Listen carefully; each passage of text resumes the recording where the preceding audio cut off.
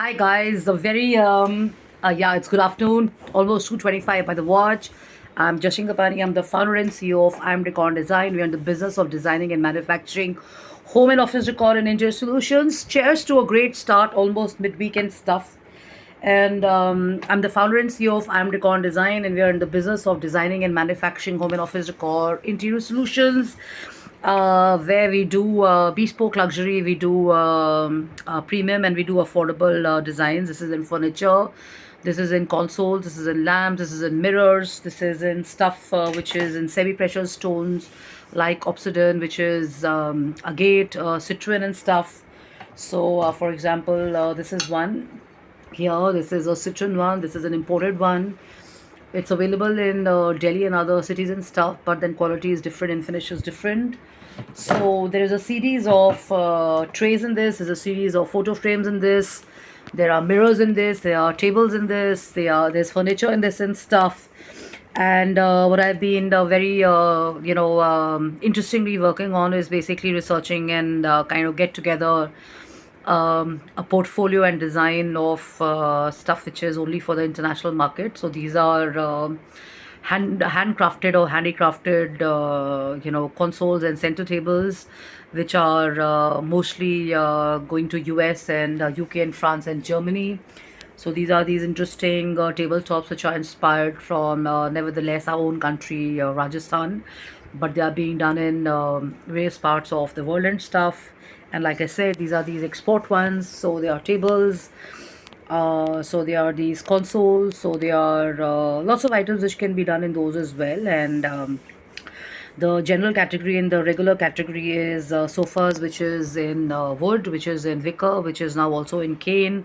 There are fabrics, so they are outdoor and indoor both. So let's say you have a good budget and weather is a concern for you and maintenance is a concern, then we have international fabric and Indian fabric, which is differently priced. And if you want something only for, let's say, a small or a brief while, or regular because you have children or you have dogs or you've got elders at home and stuff, then the fabric and the finish of the sofa and furniture is different. So I'm the founder and CEO of I'm Decor Design. Last 2 days I've been in the office and stuff, and I'm kind of thinking about the enthusiasm quotient. I wanted to be in the office today, but I'm not in the office because I think sitting in the office for 2 days and doing focus work where I'm not allowed to sit for more than probably 4 hours or 5 hours. I think I've done 2 days, back to back, and I thought I'll give myself some rest. But I'm going to do whatever is on my task list and whatever I have in front of me and stuff, which is the regular stuff of presentation making and reading and thought sharing and kind of working on my copy. And I've got this read which is talking about confusing enthusiasm with priority.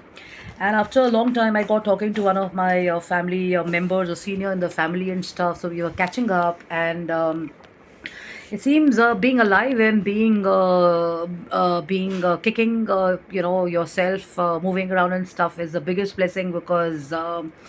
With age comes illness and stuff, and it's not just age. Even younger people these days, I think, kind of get cynical and think about the negatives of their health and age and stuff. But then when I look at people around and stuff, there's always empowering and positive feeling about life, which is beautiful and amazing. And I wonder why people kind of get thinking about health and sickness so very much. I think Corona must have must put an end to that, and now it's time to get back to the regular works and stuff. So my thought share is about enthusiasm. My thought share is about joy and stuff. It's about looking forward and keeping hope and getting excited, but not confusing enthusiasm with priority. So the lady is a writer from. She's from okay. The country is not mentioned here, but this is a Hans book, and I've read this like I think maybe 15 times. So confusing enthusiasm with priority. So coming up with a great idea gives you a rush.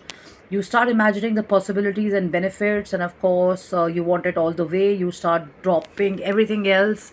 You start working on that, and you begin pursuing your latest, greatest idea. That's a bad move because enthusiasm you have for a new idea is not actually an accurate indicator for its true worth. What seems like a doable idea may not just be the idea to be putting all your energy in it. So we have all ideas which come to us at different times of the day and stuff, and then we have dozens and dozens of people who get in touch with us, and we kind of thanks to the greatness of Pinterest and technology, sitting here we can basically research and look at the works of different countries which I've done in the last 2 3 days and stuff. So it inspires you, it kind of gets you wanting to get up and do more, and then suddenly you realize that all the chase and all the fun behind the new ideas sometimes can be vague, and you're not very sure where it's going to lead you and stuff, and the ideas cool off. You know why? Because it all started with enthusiasm, and one has not been able to be consistent with it, and they've not been able to kind of put an action plan in place and actually evaluate the priority with a calm mind. So this is something which has happened to me since last week, since I've been researching and looking at various pages all across the world for the latest trends and ideas I have in my mind. I think I've spent like maybe out of 8 hours, probably 3 hours researching and stuff, and of course doing the copy and kind of working on designs and speaking to my factory guys and my vendors and people on board and stuff. And I realized that I had the same approach coming to me for the last 2 days, that the moment it is launched and the moment the announcement is done, oh my god, I can expect unbelievable business coming to me and stuff like that. So this is why I'm sharing this, because one has to be a little focused, a little balanced about making the idea workable and practicable. So I kind of took a pause today, and I'm sure there are a lot of people who can relate with this. So I've decided to kind of think about it, ponder about it. So the entire research that I've done, I'm going to pick up like a few designs. I'm going to think about which are the ones I want to basically seriously work on and seriously promote and stuff, and which are workable and doable.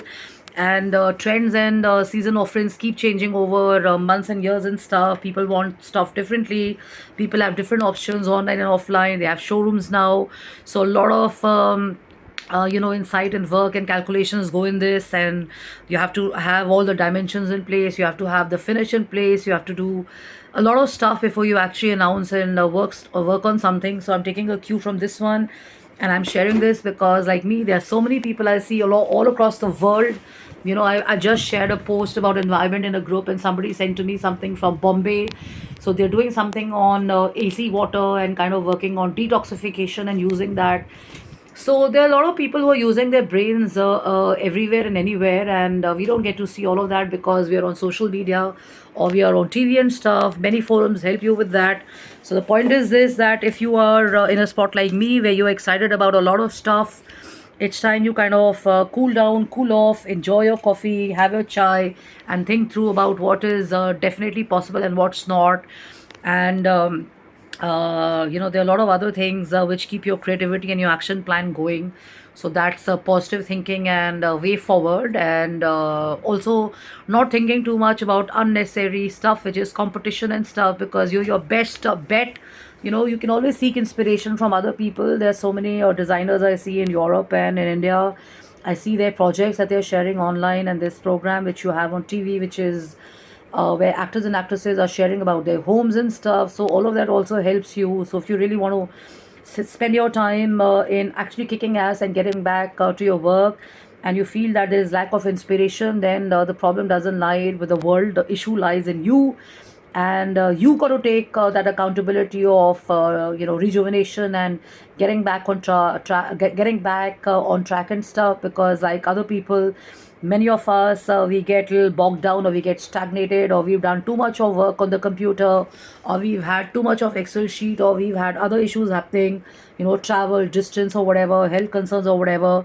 So the only way to get back to it is to kind of calm down, take a breather, and start writing down what's important and what's not. So I've at least jotted down 4 important things I want to do today, and this is the action plan for me and also people involved with me. So we know that this is the way we're going to go forward. So this is just a tip about keeping your efficiency at up. I understand travel can be depleting, working out can be depleting, being on the computer can be depleting, talking to people can be depleting, relationships can be depleting, but it's for everybody.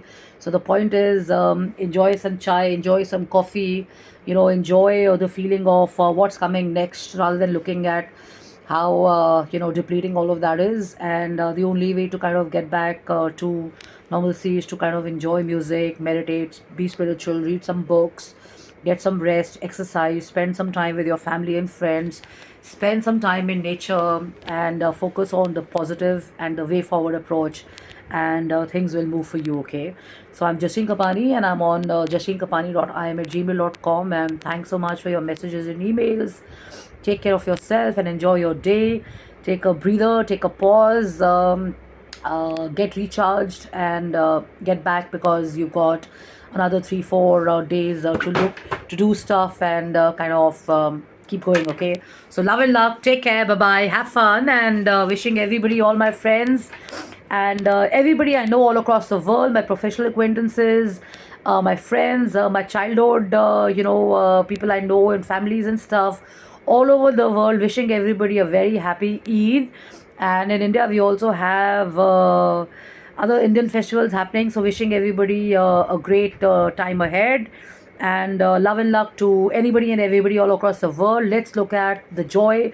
Let's look at the celebrations. Let's look at the positivity the prayers are adding.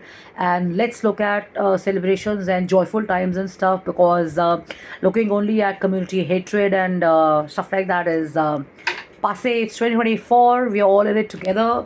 So if you want to have more fun and joy, you want to have more celebrations, you got to be a part of the positive of what it brings to you and your table and in your lives, rather than looking at what stuff is happening, and it's happening everywhere. Okay, so love and luck. Take care. Enjoy yourselves. Bye bye.